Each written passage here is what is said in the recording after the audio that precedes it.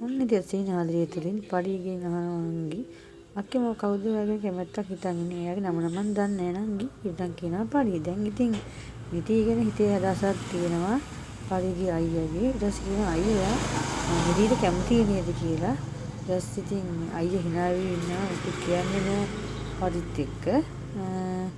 ඔය දැන් ඉතින් කොහොම හරි දැන් රාජීව්ගේ ගෙදරත් රාජීව්ට රෝසල්ලයක් කියනවා නිතිගෙන්. ඊට පස්සේ පින්තූර පෙන්නලා නිතිගේ රාජීව් කියන නිති දැන් හිතන්නේ නිති කියන්නේ රාජීව් නරින්නේ පඩි.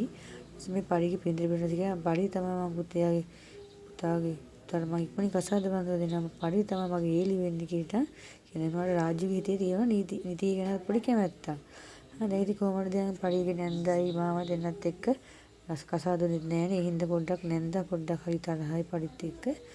දැන් දිගටම දෙන්නත් එක්ක පොඩි රාන්ඩුවක් තමයි වෙන්නේ.